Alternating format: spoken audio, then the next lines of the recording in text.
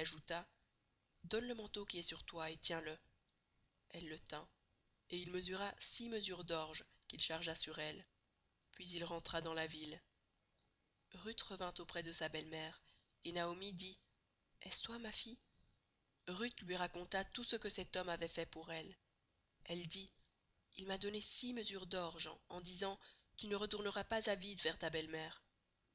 Et Naomi dit: «Sois tranquille, ma fille, jusqu'à ce que tu saches comment finira la chose, car cet homme ne se donnera point de repos qu'il n'ait terminé cette affaire aujourd'hui.»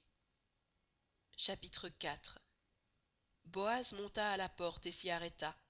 Or, voici, celui qui avait droit de rachat, et dont Boaz avait parlé, vint à passer. Boaz lui dit: «Approche, reste ici, toi, un tel.» Et il s'approcha et s'arrêta.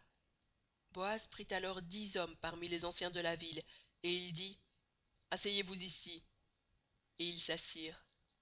Puis il dit à celui qui avait le droit de rachat: «Naomi, revenue du pays de Moab, a vendu la pièce de terre qui appartenait à notre frère Elimelech. J'ai cru devoir t'en informer et te dire: acquiers-la en présence des habitants et en présence des anciens de mon peuple. Si tu veux racheter, rachète, mais si tu ne veux pas, déclare-le-moi afin que je le sache, car il n'y a personne avant toi qui ait le droit de rachat, et je l'ai après toi.» Et il répondit: «Je rachèterai.» Boaz dit: «Le jour où tu acquerras le champ de la main de Naomi, tu l'acquerras en même temps de Ruth la Moabite, femme du défunt, pour relever le nom du défunt dans son héritage.» Et celui qui avait le droit de rachat répondit: «Je ne puis pas racheter pour mon compte, crainte de détruire mon héritage. Prends pour toi mon droit de rachat, car je ne puis pas racheter.»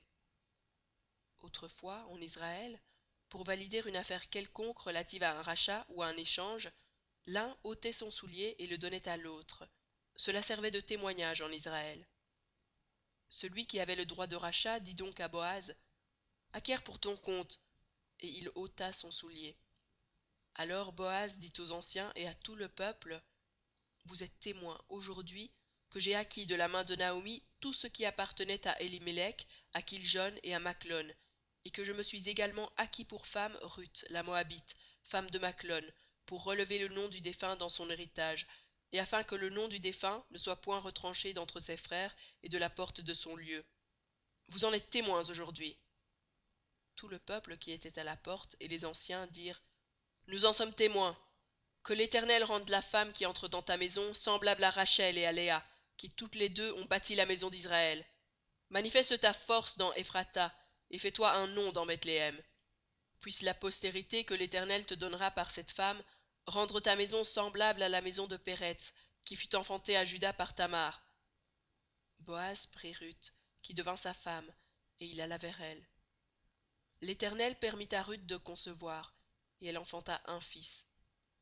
Les femmes dirent à Naomi: «Béni soit l'Éternel, qui ne t'a point laissé manquer aujourd'hui d'un homme ayant droit de rachat, et dont le nom sera célébré en Israël. Cet enfant restaurera ton âme, et sera le soutien de ta vieillesse, car ta belle-fille, qui t'aime, l'a enfanté, elle qui vaut mieux pour toi que 7 fils.» Naomi prit l'enfant et le mit sur son sein, et elle fut sa garde. Les voisines lui donnèrent un nom, en disant: «Un fils est né à Naomi.» Et elles l'appelèrent Obed. Ce fut le père d'Isaïe, père de David. Voici la postérité de Péretz. Péretz engendra Hetsron. Hetsron engendra Ram. Ram engendra Aminadab. Aminadab engendra Nakshon. Nakshon engendra Salmon. Salmon engendra Boaz.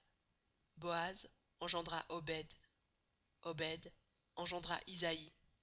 Et Isaïe engendra David. Fin du livre de Ruth. Enregistré par Ezwa.